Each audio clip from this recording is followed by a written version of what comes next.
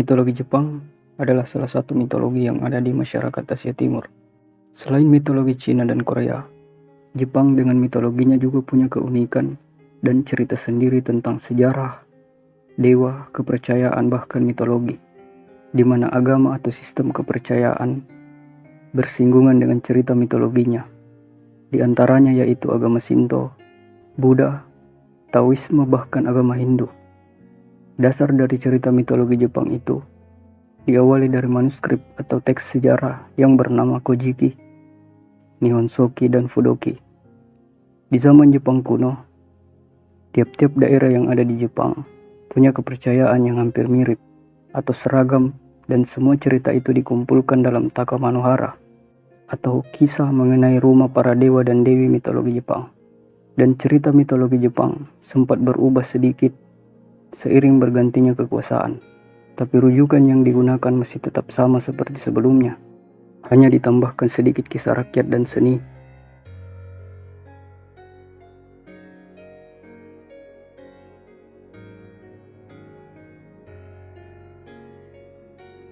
Dalam mitologi Jepang, mitos penciptaan bumi dan langit dimulai dari chaos atau kekacauan atau ketidakberaturan alam semesta. Kemudian dari chaos ini memunculkan langit dan bumi. Dari terciptanya langit ini memunculkan 3 pencipta atau disebut heavenly deities, yaitu Ame no Minaka, Nushi no Mikoto, dan Takami Musubi no Mikoto. Dan mereka bertiga ini bukan bagian dari dewa tapi sang pencipta. Lalu dari ketiga pencipta ini tercipta 7 dewa atau kami. Jadi kami itu adalah sebutan dewa dalam mitologi Jepang.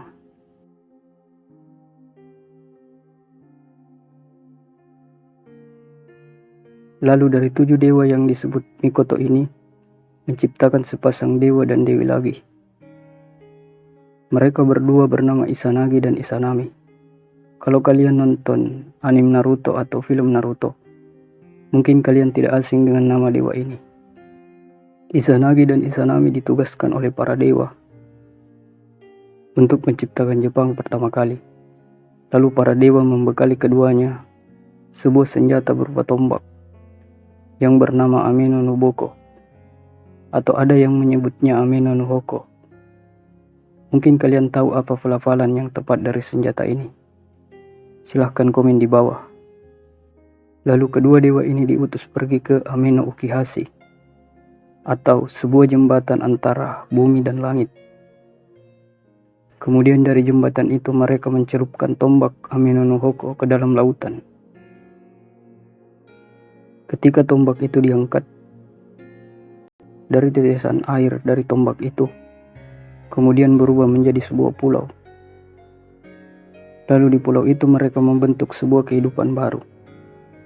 Izanagi dan Izanami lalu punya anak bernama Hiruko dan Awashima.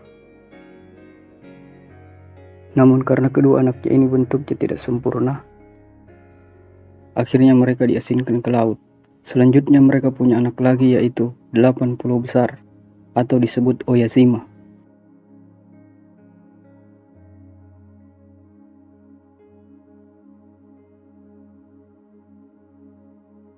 Dan setelah beberapa waktu kemudian, Dewi Izanami melahirkan lagi beberapa dewa dan pulau. Namun saat dia melahirkan anaknya yang bernama Kagutsuchi atau dewa api, Dewi Izanami ini terbakar lalu akhirnya ia mati. Lalu karena kematian Dewi Izanami membuat Dewa Izanagi marah, dan seketika itu dia menghabisi nyawa Dewa Kagutsuchi. Akhirnya karena merasa kesepian dan galau, membuat Dewa Izanagi ingin menjemput istrinya di dunia orang yang sudah mati, atau disebut alam Yomi.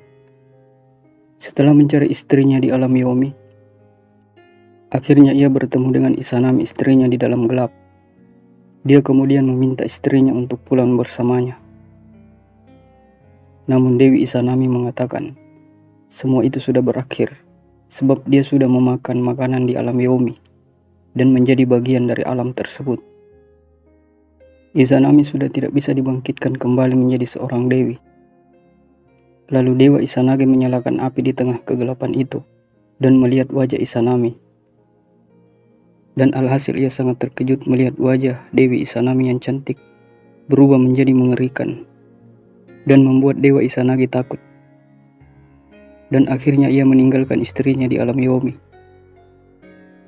lalu menutup gua tempat ia keluar dan menghancurkan tempat itu. Setelah keluar dari alam Yomi, Dewa Izanagi melakukan ritual pembersihan atau ritual misogi. Lalu ketika Izanagi membersihkan mata sebelah kirinya, muncul seorang dewi yang bernama Amaterasu atau Dewa Matahari. Dan saat membersihkan mata kanannya, muncul seorang dewi lagi yang bernama Sukoyomi. Dan saat membersihkan hidungnya, lahir seorang dewa lagi bernama Susano atau Dewa Laut dan Badai. Bagi kalian penggemar film Naruto, pasti tidak asing lagi dengan nama ketiga dewa dan dewi ini. Dan dari ketiga dewa inilah kelak yang jadi penerus para dewa. Mungkin di lain kesempatan saya akan bahas tentang ketiga dewa ini. Jadi stay tune terus ya. Demikianlah kisah mitologi Jepang hari ini.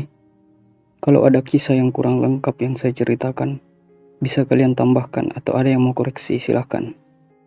Biar kita bisa diskusi bareng di situ.